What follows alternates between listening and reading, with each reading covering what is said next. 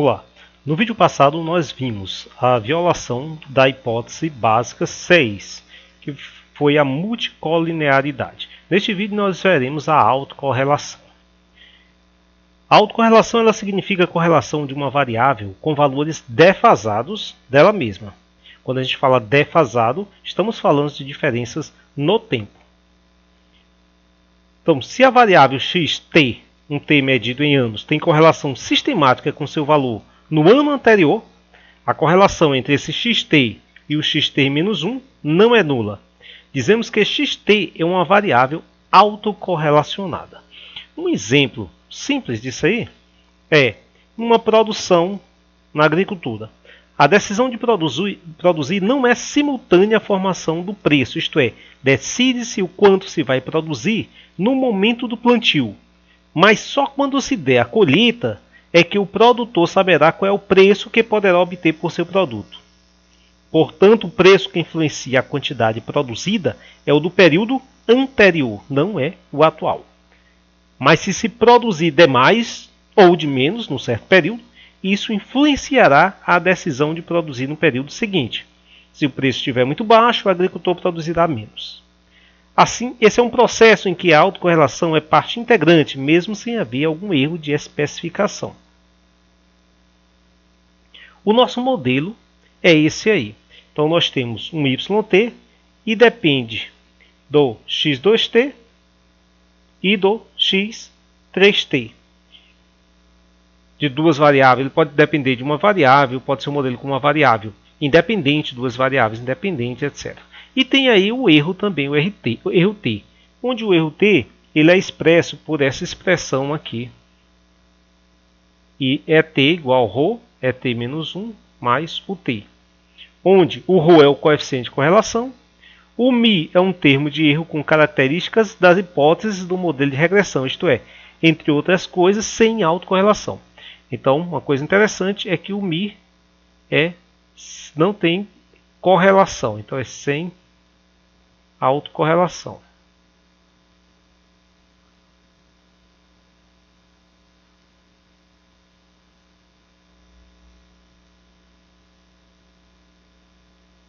Se nesse caso aqui, eu vou chamar isso aqui de processo autorregressivo de ordem 1.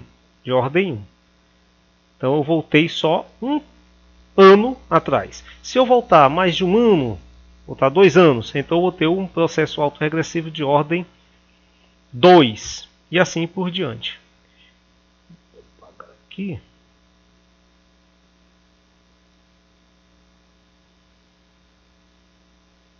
Ok. Então, se eu tiver yt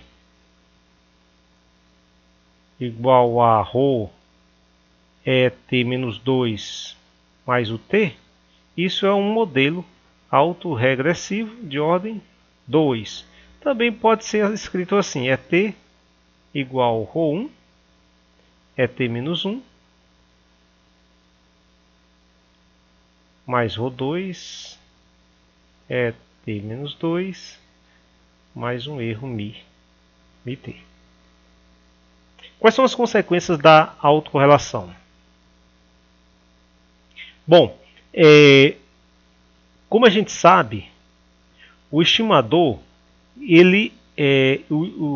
a hipótese necessária para que o estimador seja não viesado e consistente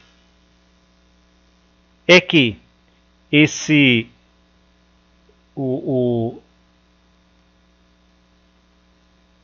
o x eles não sejam correlacionados com o erro. Esse caso aí, ele não é, mesmo com autocorrelação, ele não é violado. O erro continua em geral não viesado e consistente. Porém, há exceções. As exceções são os modelos que incluem entre as variáveis independentes, regressores, defasagens da variável dependente. Então veja aqui, ó, eu tenho variáveis independentes e no meio aqui, ó, eu tenho variáveis dependentes defasadas. Então quando eu tenho uma variável y t-1 dependente defasada. Nesse caso aí, o erro ele vai ser viesado. Vamos ver. Então eu tenho aqui o erro, é t menos 1 mais o t. A condição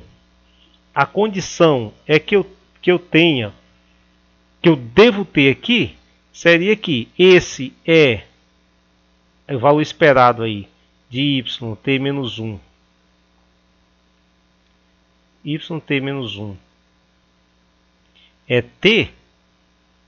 Isso aqui tem que ser igual a 0. Essa é a nossa hipótese 5, né? Justamente a hipótese 5. Que é o valor esperado, que a correlação entre duas variáveis, dois erros, né? Entre os erros, ele tem que ser 0. Se eu fizer isso, eu multiplicar, eu vou ter essa expressão aqui, ó. Multiplicando o yt menos 1, vai ficar isso, yt menos 1 vezes μt. Ou isso aqui, mais isso.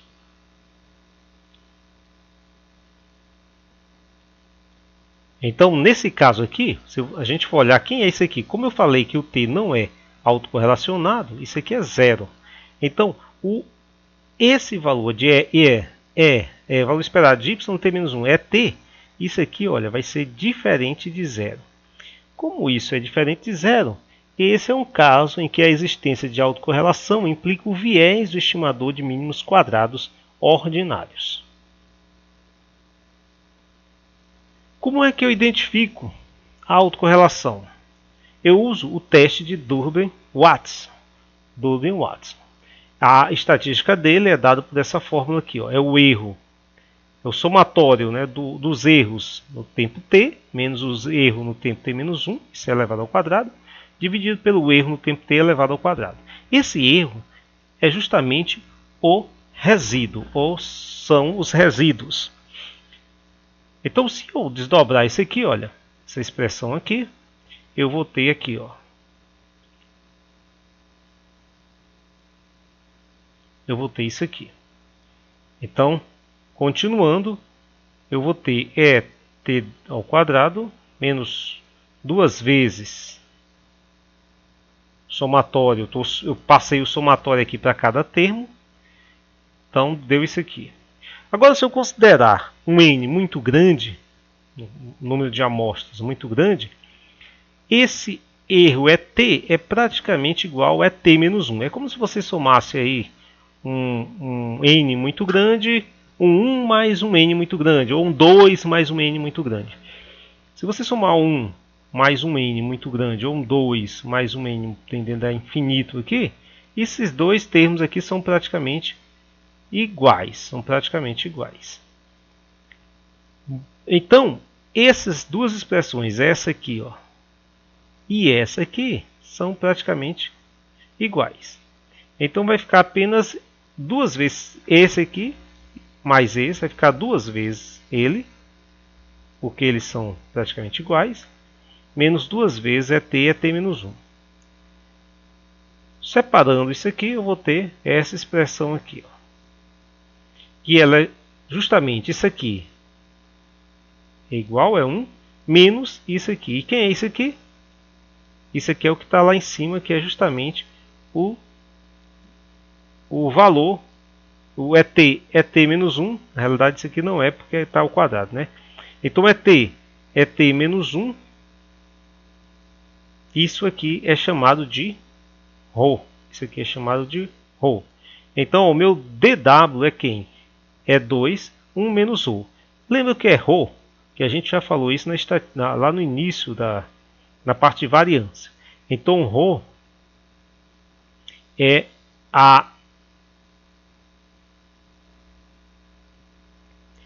esse ρ é a equação, a fórmula dele é parecida com aquele que nós vimos, que é a covariância entre x e y dividido pelo o produto dos desvios padrões de x e y.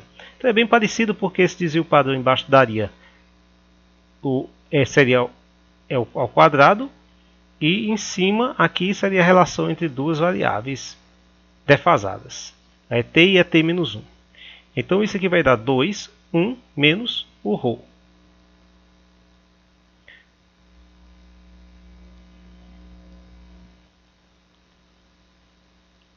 Agora, analisando esse teste de Durbin-Watts, o que a gente tem? Veja aqui, a fórmula é dW é igual a 2, 1 menos ρ. O que acontece se o ρ for igual a zero? Isso aqui vai ser,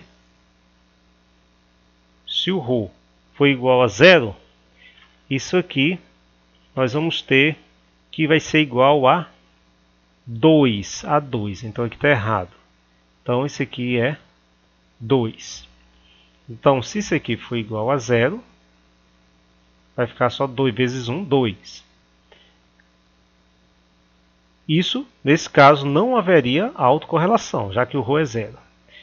Se o ρ for 1, então se aqui for 1, o dW vai dar zero.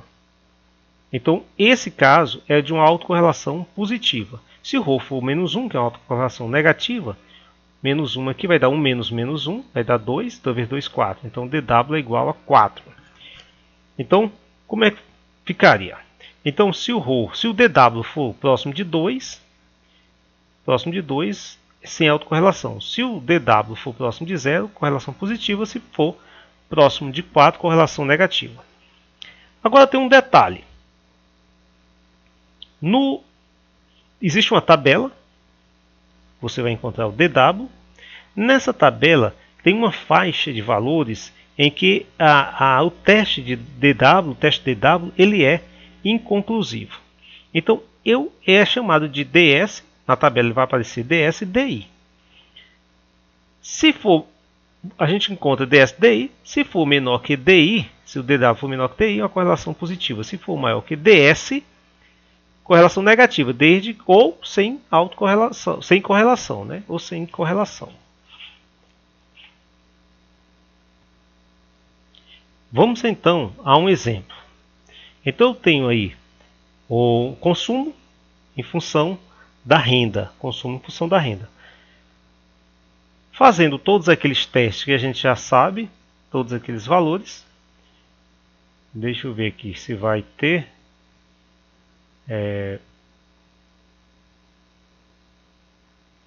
vamos fazer, está aqui, ó, eu já fiz, fazendo, né, a análise de regressão.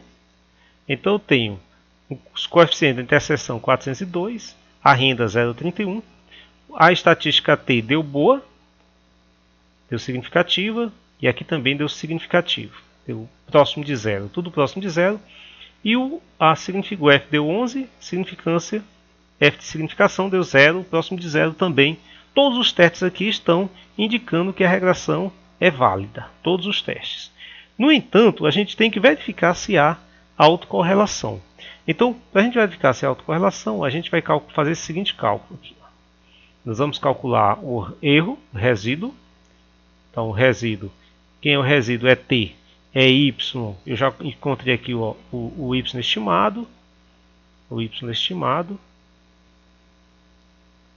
Quem é o Y estimado?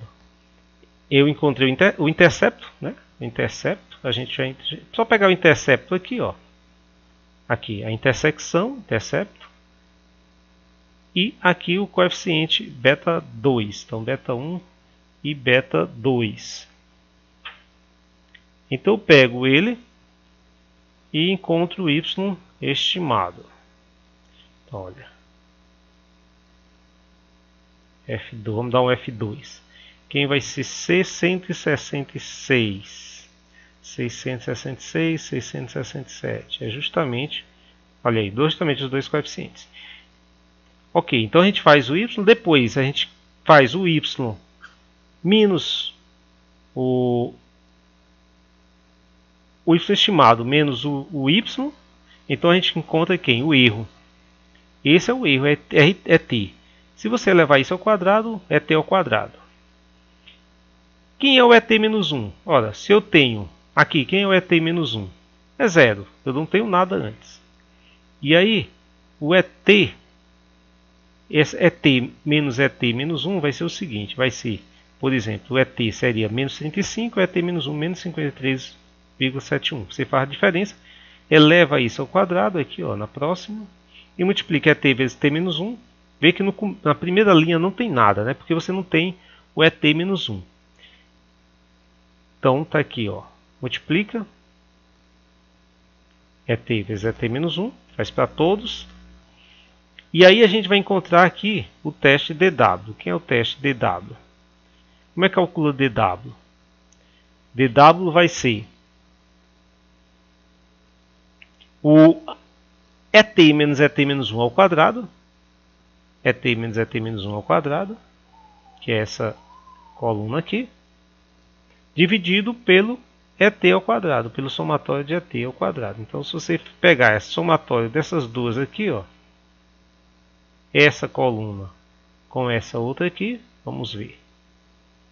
Então, aqui deu 8.425 e aqui deu 18. Então, se você dividir um pelo outro, você vai encontrar, então, olha aí, divide um pelo outro, 0,4454.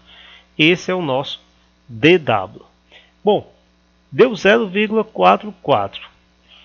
E agora como é que eu analiso?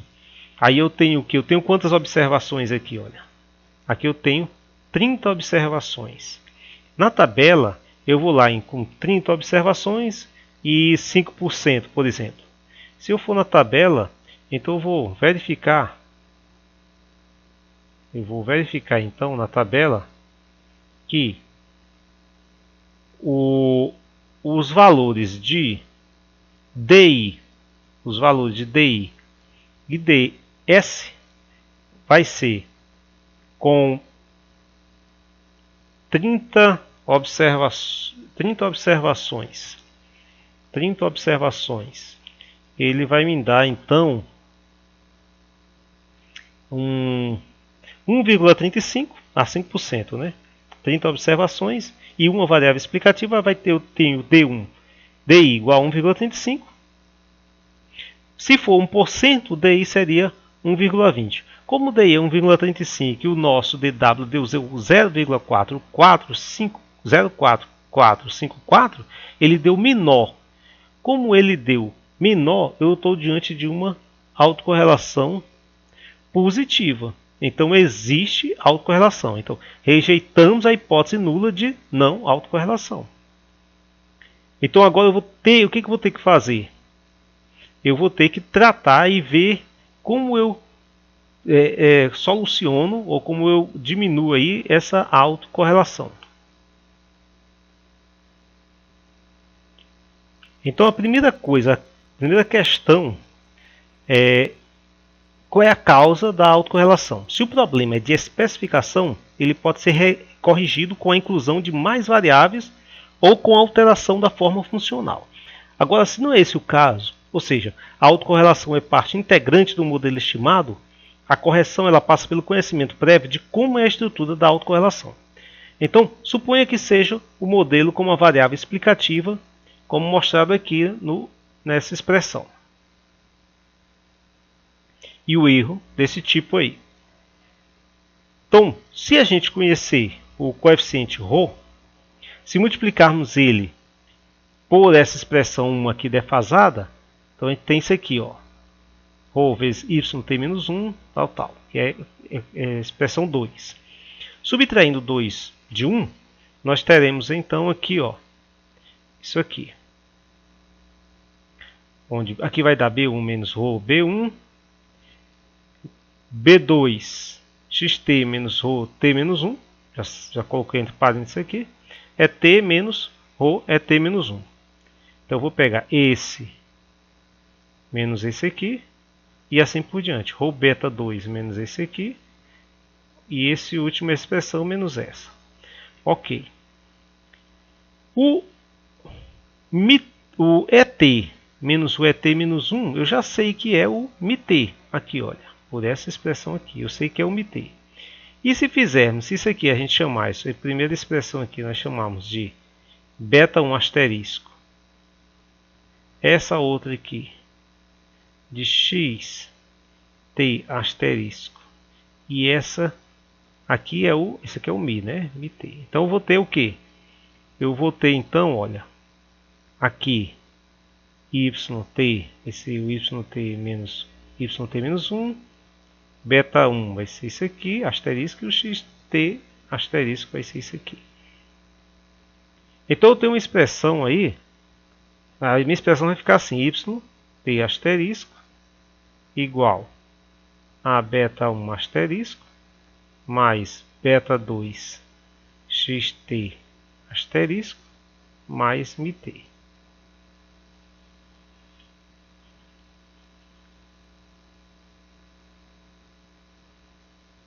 O dw, a gente tem que saber o ρ, né? Eu vou pegar o ρ dessa equação do dw aqui, ó. É 2 vezes 1 menos ρ, então o ρ vai ser 1 menos dw por 2, então eu encontro o ρ. Então minha expressão fica então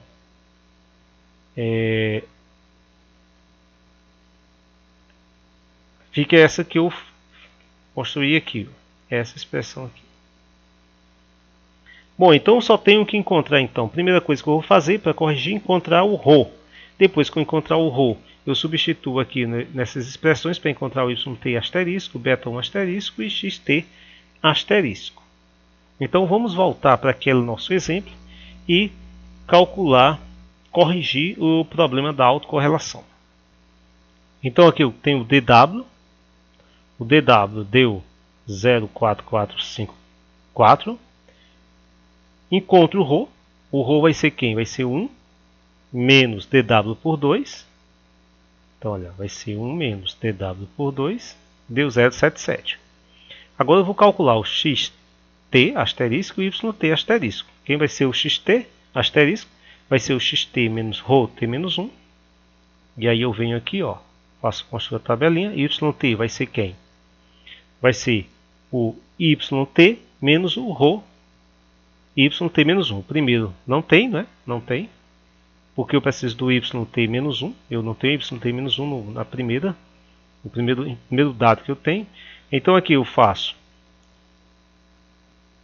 o yt, aqui ó, yt menos yt menos 1 multiplicado por ρ. E o ρ é 0,777. Faço também a mesma coisa para o xt. E aí eu tenho então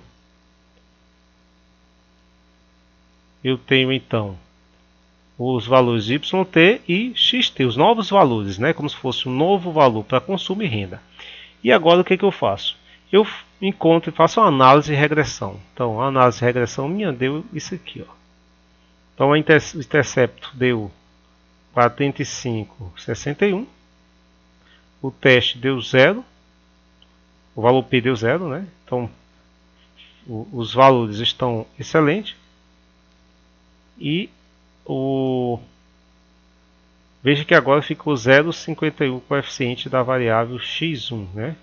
Que é da renda. Deu 0,51. Então veja que aqui eu tenho agora 29 observações. Olha aqui, ó, 29 e não 30 observações.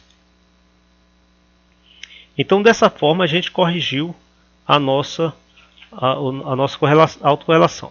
Agora, se eu for olhar, calcular o dw aí, se eu for calcular o dw dessa nova expressão, isso aqui vai me dar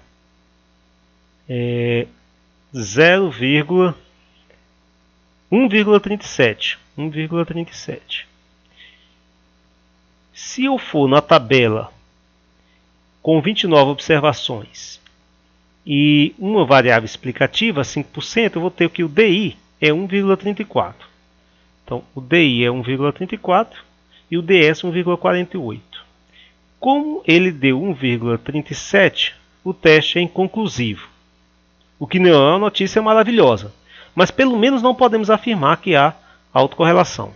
A 1% de significância, os valores tabelados já ficam menores, fica 1,12 e 1,25. E aí a gente aceita como 1,37 vai ficar maior, vai ficar entre 2 e 1,25, porque o DS é 1,25. Como vai ficar entre 2 e 1,25, a gente diz que a autocorrelação, que não há correlação.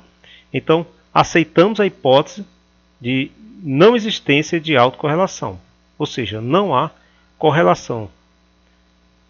Então isso há 1%.